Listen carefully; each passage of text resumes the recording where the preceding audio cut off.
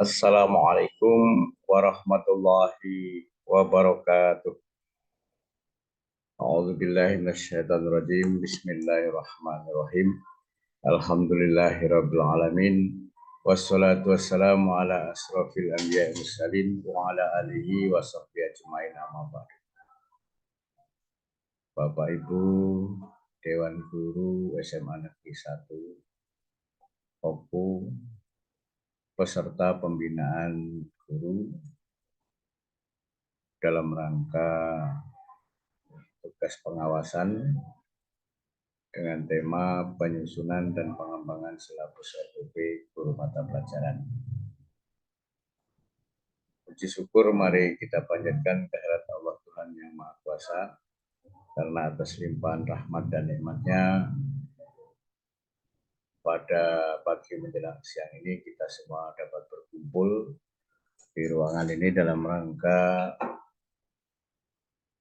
pembinaan guru dengan tema penyusunan dan pengembangan silabus RPP guru mata pelajaran. Salawat dan salam mari kita aturkan kepada kita Muhammad SAW. Semoga kita semua menjadi pengikutnya dan mendapatkan syafaatnya di yaumil kiamah. Bapak Ibu guru yang saya hormati, seperti kita ketahui bahwa kegiatan ini merupakan tindak lanjut dari hasil pemantauan standar proses, bahwa berdasarkan temuan di antara kita ini di bidang pelaksanaan tugas profesional kita, terutama adalah pada bidang perencanaan, jadi penyusunan RPP, itu sebagian besar sudah baik. Tapi ada beberapa di antara kita perlu penguatan agar RPP yang kita buat itu memang betul-betul tidak hanya copy paste, tetapi adalah memang hasil daripada perenungan kita dan merupakan implementasi dari kemampuan kita. Kemudian dari sisi pelaksanaan pembelajaran mengenai kegiatan membuka, kegiatan inti, dan kegiatan menutup, ini juga perlu penguatan. Ada beberapa hal dalam prosesnya perlu ditingkatkan, dan tiga adalah mengenai penilaian. Bapak Ibu hadirin yang saya hormati, mari kita lanjutkan kegiatan pagi ini, bahwa seperti kita ketahui tugas pengawas akademik ini ada 3 ya. Melakukan pemantauan itu sudah kami laksanakan, dan hari ini adalah pembinaan. Intinya kita dalam membina guru ini adalah untuk meningkatkan kompetensi guru dalam menunjang pelaksanaan tugas pokok guru.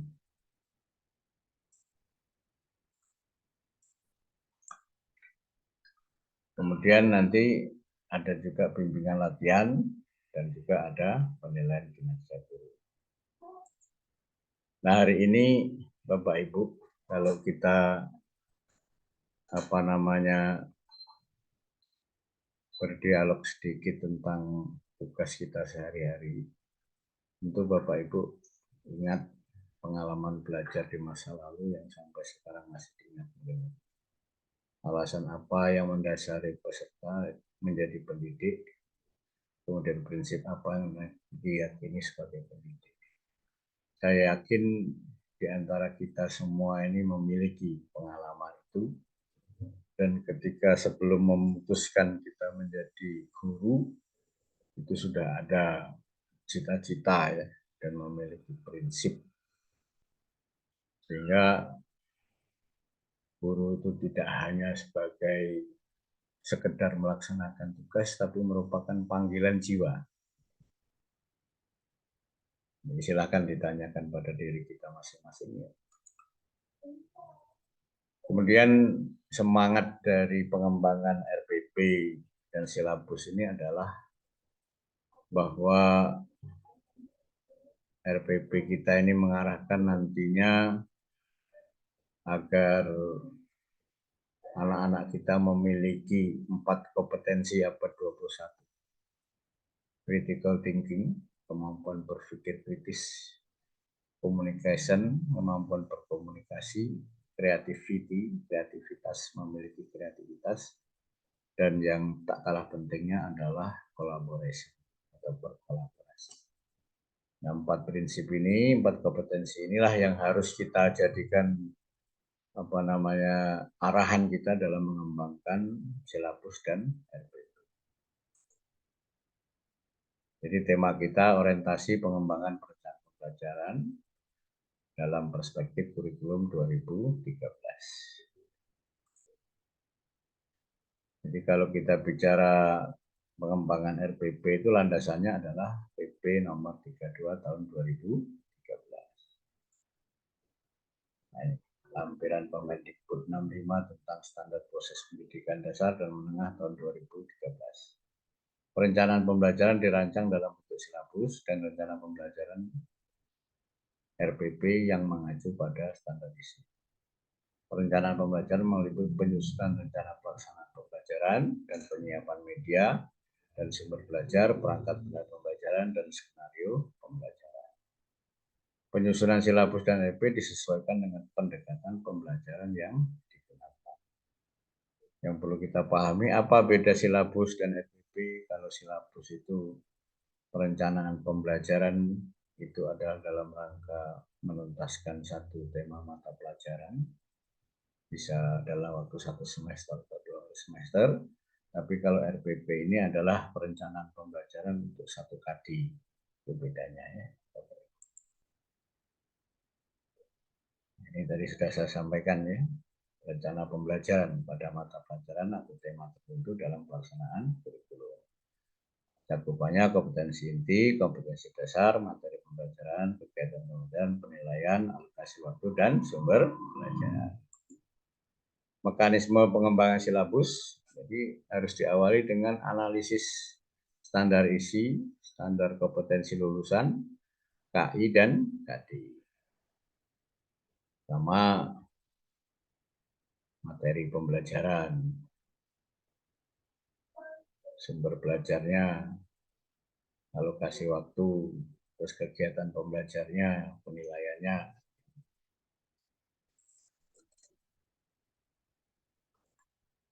Nah, ini contoh silabus.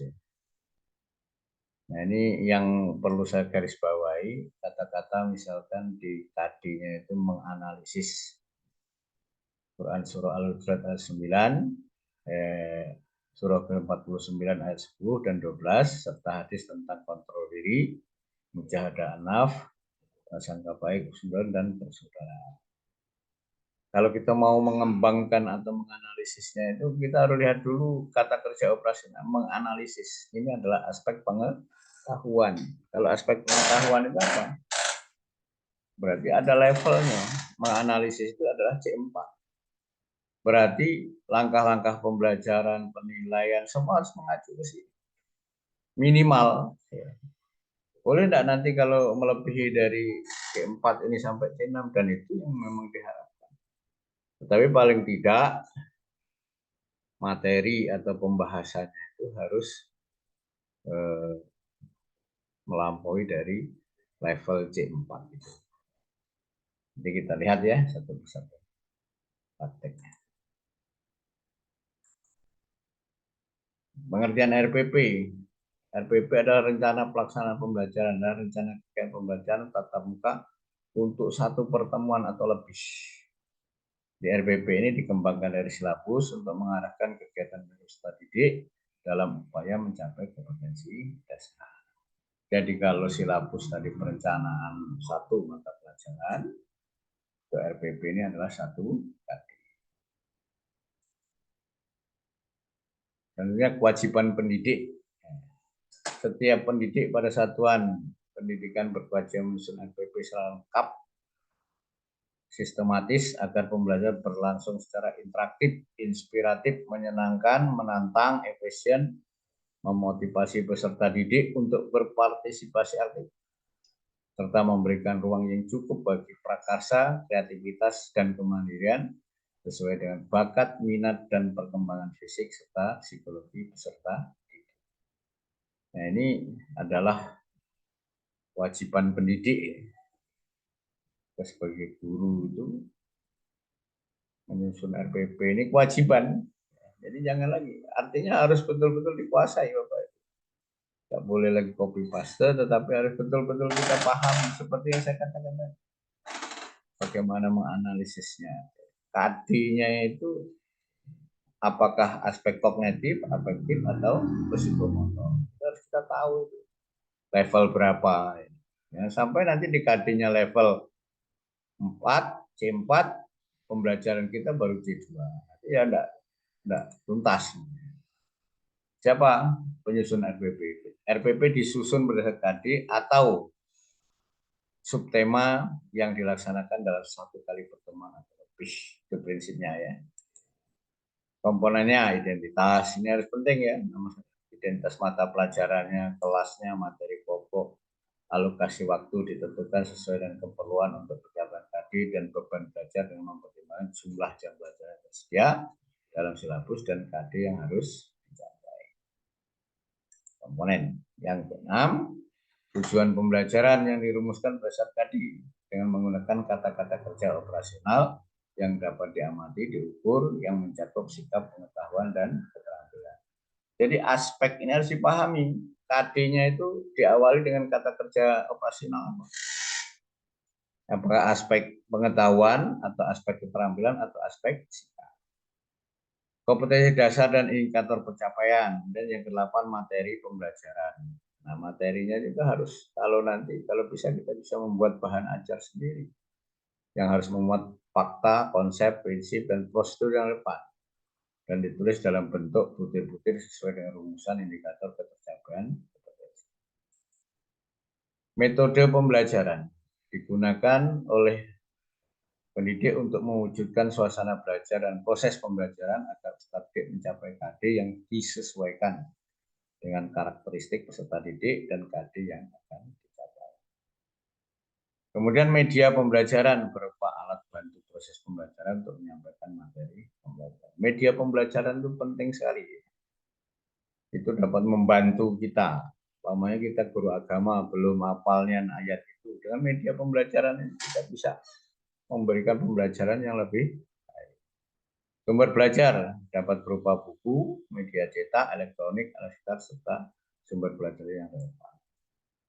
Langkah-langkah pembelajaran dilakukan melalui tahapan, pendahuluan, inti, dan penutup. Nanti kita diskusikan ya. Yang ke-13, penilaian hasil belajar. Itulah komponen RPP.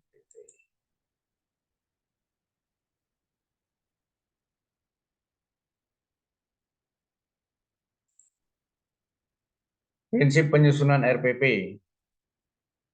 Dalam penyusunan RPP, hendaknya memperhatikan prinsip sebagai perbedaan individu peserta didik, antara lain kemampuan awal, tingkat intelektual, bakat, potensi, minat, motivasi belajar, kemampuan sosial, emosi, gaya belajar, kebutuhan khusus, kecepatan belajar, latar belakang budaya, norma, nilai, dan partisipasi aktif peserta didik. Ini harus kita perhatikan. Berpusat pada peserta didik untuk mendorong semangat belajarnya, motivasi, minat, kreativitas, inisiatif, inspirasi, inovasi. Pengembangan budaya membaca dan menulis yang dirancang untuk mengembangkan kegemaran baca, pemahaman bacaan, dan reaksi dalam bentuk tulisan. Ini prinsip penyusunan. Pemberian umpan balik dan tindak lanjut RPP memuat rancangan program pemberian umpan balik positif, penguatan, pengayaan, dan penekanan pada keterkaitan dan keterpaduan antara KD, materi pembelajaran, kegiatan pembelajaran, indikator pencapaian kompetensi, penilaian, dan sumber belajar dalam satu kebutuhan pengalaman. Mengakomodasi pembelajaran tematik terpadu, keterpaduan lintas mata pelajaran, lintas aspek belajar, dan keragaman budaya.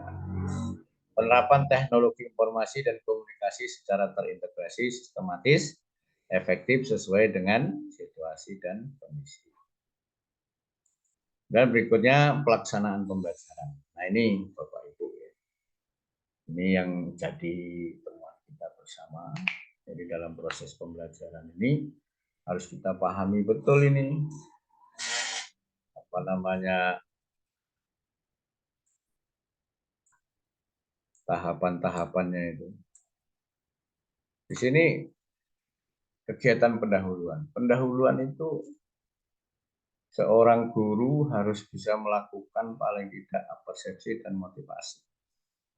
Apersepsi itu adalah menghubungkan materi yang lalu dengan materi yang sekarang, atau menghubungkan dengan kontekstual kebutuhan akan materi itu dalam kehidupan kita sehari-hari.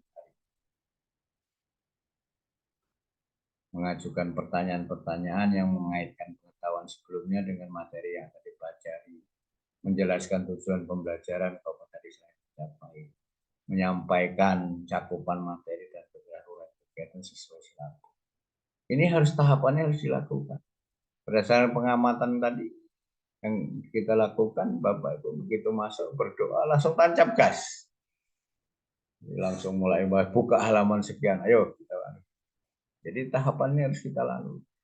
Jadi kita harus bisa menyiapkan peserta didik secara psikis dan fisik untuk siap. Apalagi pembelajaran itu di siang hari. Lalu kegiatan inti. Nah, kegiatan inti ini harus menggunakan model pembelajaran, metode pembelajaran, media pembelajaran, dan sumber belajar yang disesuaikan karakteristik peserta didik dan mata pelajaran. Pemilihan pendekatan tematik terpadu, saintifik, ya, inquiry, dan penyikapan discovery atau pembelajaran untuk menghasilkan karya berbasis pemecahan masalah, project based learning, disesuaikan karakteristik kompetensi dan jenjang pendidikan. Artinya bahwa dalam kegiatan inti ini kita harus menerapkan model. Kalau scientific itu yang 5M. Kalau sebenarnya prinsipnya itu ada, ya, namanya belajar itu mengubah pengetahuan dari tidak tahu menjadi tahu. Caranya bagaimana? Melalui melihat, mendengar, membaca, dan menulis. Kalau aspek keterampilan, mengubah dari tidak terampil menjadi terampil, ya lakukan. Kalau aspek afektif, mengubah dari tidak baik menjadi pembiasa. Nah ini dalam kegiatan inti itu kita harus membuat anak kalau ingin menguasai pengetahuan harus mengalami, melihat, membaca, mendengar, dan menulis. Ya.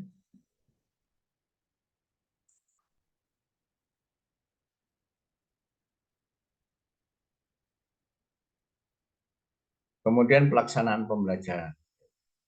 Sesuai dengan karakteristik sikap, maka salah satu alternatif yang dipilih adalah proses afektif mulai dari menerima, menjalankan, menghargai, menghayati, hingga mengamalkan. Kalau pengetahuan, mengetahui, memahami, menerapkan, menganalisis, mengevaluasi, hingga mencipta. Jadi C1, C2, C3, C4, C5, C6. Mencipta. Untuk memperkuat pendekatan saintifik, tematik terpadu, dan tematik, sangat disarankan untuk menerapkan belajar berbasis penyingkapan pendidikan, discovery inquiry learning. Untuk mendorong peserta didik menghasilkan karya kreatif dan kontekstual, bagi individu disarankan menggunakan pembelajaran menghasilkan karya berbasis pemecahan masalah, project based learning.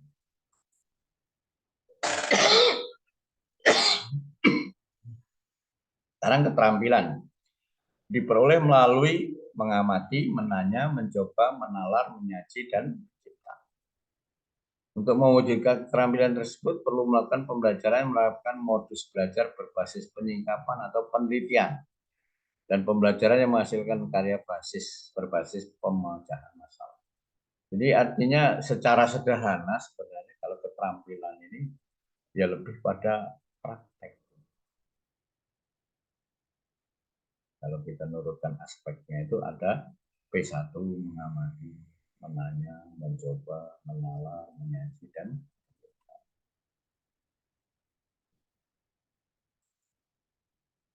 Dan pelaksanaan pembelajaran masih. Ini yang kegiatan menutup. Nah, menutup ini kadang-kadang langsung ditutup. Berdasarkan pengamatan kemarin, ini perlu perbaikan kita ya.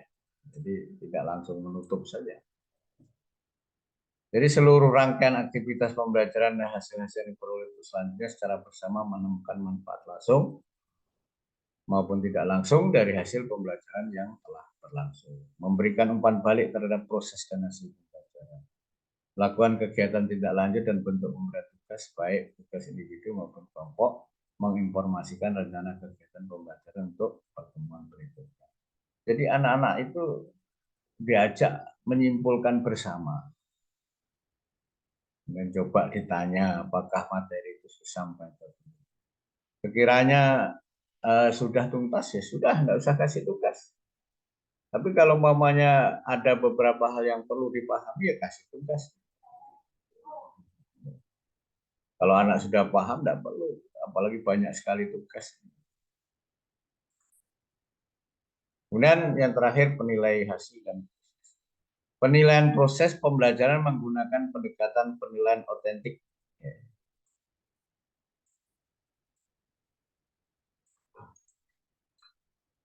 Jadi yang menilai kesiapan siswa, proses dan hasil belajar secara keterpaduan penilaian ketika komponen tersebut akan menggambarkan kapasitas, gaya, perolehan belajar siswa, atau bahkan mampu menghasilkan dampak instruksional dan dampak pengiring. Hasil penilaian otentik dapat digunakan oleh guru untuk merencanakan program perbaikan, pengayaan, serta pelayanan konseling.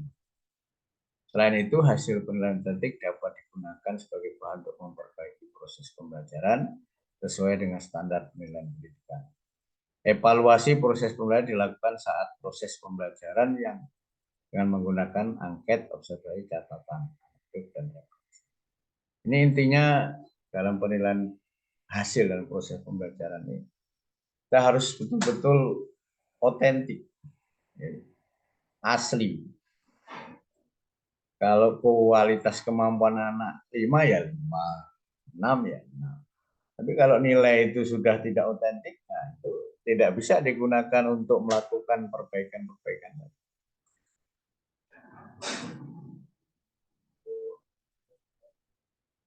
Langkah-langkah menyusun RPP. Mengidentifikasi materi ajar berdasarkan materi pokok, menentukan metode pembelajaran, merumuskan langkah-langkah pembelajaran. Gitu ya. Menentukan alat bahan sumber belajar yang digunakan, menyusun kriteria penilaian.